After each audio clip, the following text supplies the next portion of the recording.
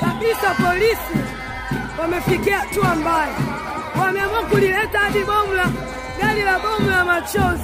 Bana, leo rasmi kabisa lile sakata la Gwajima la kufungiwa makanisa yake rasmi kwa siku hii leo litatinga kortini sasa hivi tunavyozungumza hapa. Kwa siku hii leo kuna mambo mengi zaidi ambayo yanatarajiwa bana kuweza kuwasilishwa pale kortini mahakamani, na kuna vitu vingi sana ambavyo wengi wanavitarajia kwa siku hii leo. Kumbuka siku ya Jumapili watu hawakupata nafasi ya kuweza kusali, lakini kwa siku hii leo naamini kabisa baada ya mambo mengi zaidi ambayo yataendelea pale juu ya mahakama pamoja na Gwajima, japo kuwa Gwajima mpaka time hii tunavyozungumza hajaonekana, lakini anahofiwa kuonekana kwenye ile video ambayo ilikuwa inasambaa zaidi katika mitandao mbalimbali ya kijamii kwa siku ile ya Jumapili akiwa na waumini wake.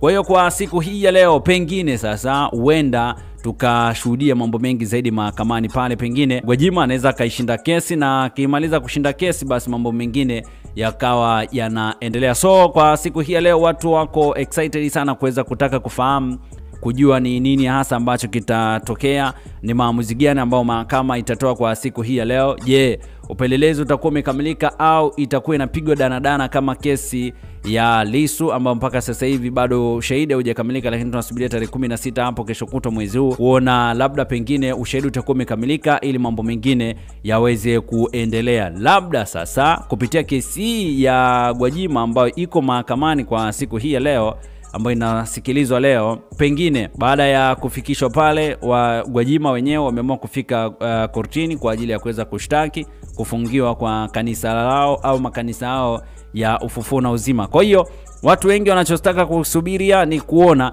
lakini wakati huo bana kwenye mitandao mbalimbali ya kijamii bado watu wanaendelea kushinikiza, wanaendelea kuanikiza no reform no election. Lakini niliona watu wengi zaidi wamemvaa bana mchungaji Hananja kwa kuweza kusema kwamba Gwajima amefungiwa kihalali, na watu wengine ambao wanajihusisha na siasa nchini wanatakiwa waendelee kufungiwa. Kwa hiyo makanisa yote, kwa mujibu wa Hananja, alisema makanisa yote ambayo yanajihusisha na siasa basi yanatakiwa yafungiwe. Watu wamemvaa sana Hananja kwa kumtukana, wengine wakawa wanamzungumzia vibaya, wanasema kwamba wewe mzee unazeka vibaya, lakini wengi wakawa wanasema kwamba kwa nini Hananja amelivaa au amelizungumzia swala la Gwajima, asingetakiwa alizungumzia, angetakiwa kae tu kimya, aendelee pia na maisha yake ya kila siku, kwa sababu watu wameshamzoea Hananja. Ni miongoni mwa wachungaji ambao wanazungumza sana na swala hili, amekuwa pia mstari wa mbele, na yeye pia tunaona sasa hivi akiwa yuko utetezi wa serikali, jambo ambalo watu wengi wamemtaja kama ni kiongozi ambaye ana njaa, lakini wengi wamemwataki kweli. Kama umefanikiwa kuona hilo,